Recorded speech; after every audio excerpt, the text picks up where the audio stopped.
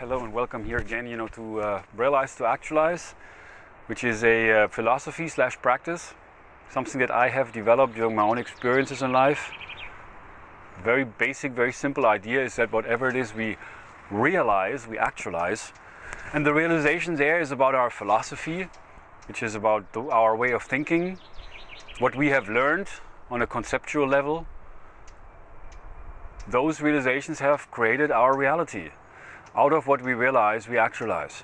And the actualization is then the manifestation of what it is we realize, the living it, so to speak. Or we are what we know, realize to actualize. It's a very nice, it's a very powerful concept. But more than that, it's not just about the philosophy, this philosophy, to help us to understand what is really my philosophy? What do I realize? But it is a practice, and that is really the key component. That is the missing link, as a matter of fact. Because to know something is rather, simple. It's easy. I'm not the only one here to talk about these things. There are countless books written on the subject, and workshops and seminars, and very many brilliant people of the past and present who talk about these matters. But what does that really mean in practical terms? How can we begin to live in accordance to this awareness? And that is, the point of Realize to Actualize, which is something also that I am learning for myself. I've also come to find the great challenges along the way, which makes it very difficult to put that awareness into practice. It really has to do also with understanding our true nature. Yeah, you've seen that probably before, that image of that tree that looks like a dancer. I'm very fond of that image that I came across many, many years ago when I still lived in San Francisco. And right away I felt that it's symbolic of something more profound. Because this tree is symbolic of our nature. The nature that we all share with each other, the nature that we have been conditioned away from.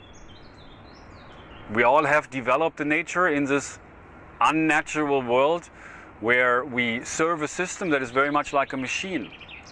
And it is really about this, on the one side we have our true nature, we have animals, we have plants, we have the earth, we have the air, we have water.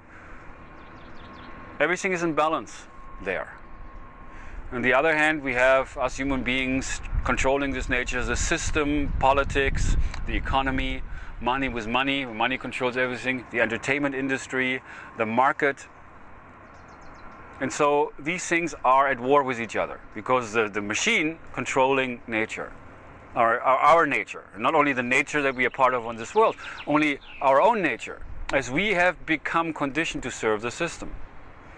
That's not really something that you can really deny or argue with. I guess you could try, and please be my guest to do that. But like I always say, the proof's in the pudding. If you really see, if you look at the reality of this world, if you look at how we grow up as human beings, if you look at school and really, not only what we learn there, how we learn there, and what for, what's really the purpose. Workplaces. We work in a job that basically controls us. And some of us are fortunate to have a job that they enjoy, but most people really do what they do just to pay the bills. So if that's the case, our time is being controlled by externals, by forces outside of us, and so we are enslaved. So we are slaves, even though we live under the illusion of being free. But who is controlling everything? The super powerful, the super rich? Who basically only care about getting more money, getting more control, getting more power, or this external power over people, like the power to control parts of the world, or the entire world, which is really ludicrous. And it's coming to an end, it's changing. And the way it is changing is as we realize ourselves about the great powers, the amazing powers that lie within ourselves. If you would just consider the idea that thoughts are energy. Every thought is an energy. Emotions are energy in motion. But we don't learn about that for obvious reasons, because our energies have been used to serve the system, so the machine can function. But it is this machine-like system that is destroying everything, that has enslaved us, that's taking all the resources out of Mother Earth, that controls the industry where just people only work and we struggle with each other, against each other, we fight for our freedom, we defend our rights.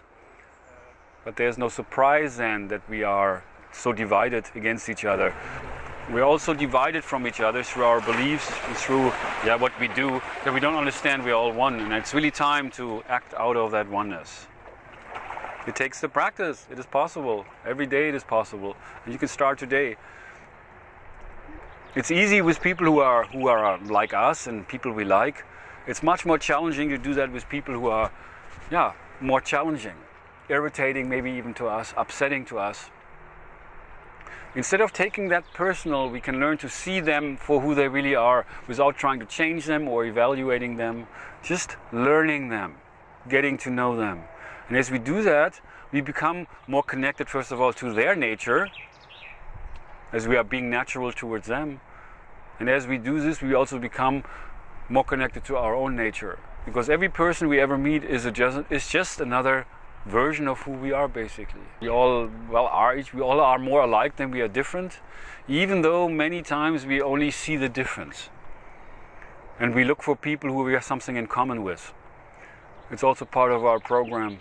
But the program, this man-made, machine-like program is coming to an end and will be replaced with a natural program, so to speak. Even though it's not a program, it's a natural, not the new world order, it's a natural world order. It's the way things are. If you just look at nature being our greatest teacher.